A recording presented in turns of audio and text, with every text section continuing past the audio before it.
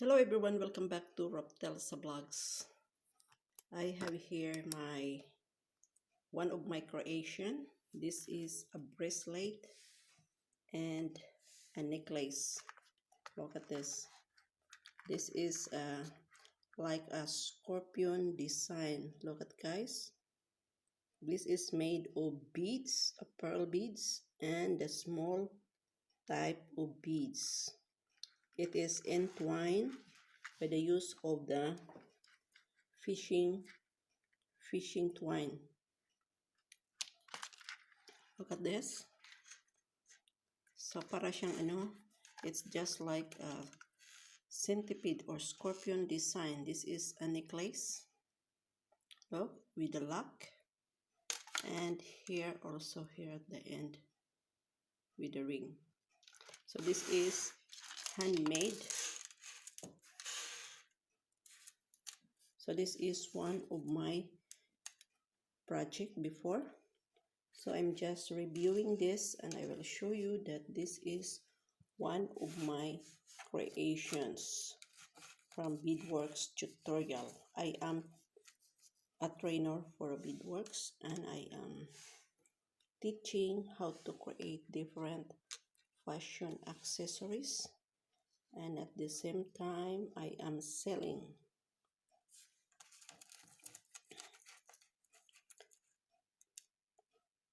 And I have here this bracelet. This is the bracelet, and the other one, the longer one, is the necklace. So this is the bracelet.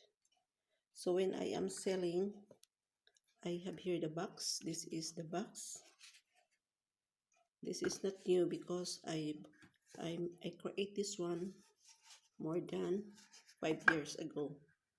So I'm just reviewing it and I show you. So this will be kept here inside this jewelry box, because this is one set necklace and a bracelet, and this is bracelet. When I am selling, this is one set and I'll keep it here like that.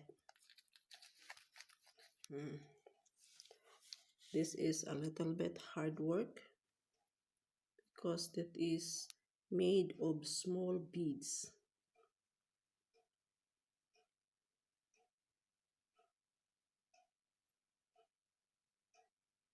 So if you want to learn how to create fashion accessories, just check my playlist and you can see and you can find my tutorials. I have different video tutorials.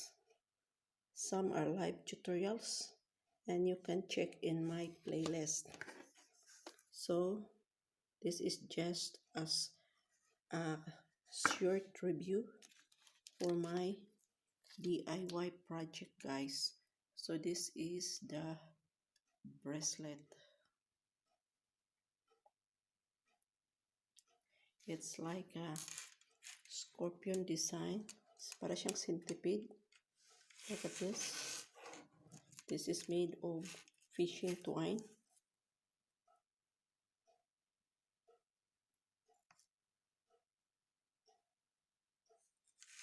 With rings here.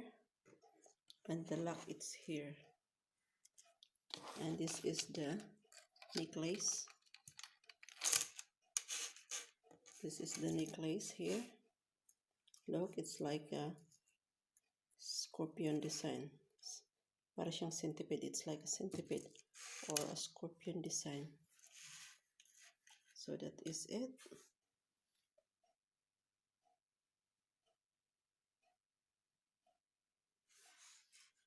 Medyo mahirap lang yan, guys, kung beginners ka. If you're a beginners, it is quite difficult. But you have to learn from the basic beadworks. And then, slowly, you will learn all the process on how to start and how you will finish it. Okay?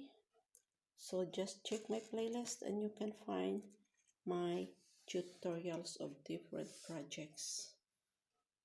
So this is our project review: bracelet and necklace, scorpion design. And this is made by the scorpion because I am also Scorpio. So this is my design because I am a scorpion. This is aquamarine blue and turquoise. How you pronounce this? Turquoise. So that is the color combination with black beads also. That is it. This is the lock. This is the ring that you will attach to the end, and also this is the lock. Yan ang lock, guys, huh? This one.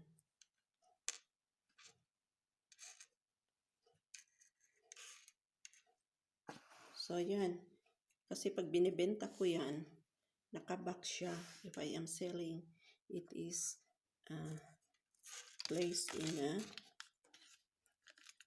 jewelry box like this, and this one also here. And there is also matching earrings for this one.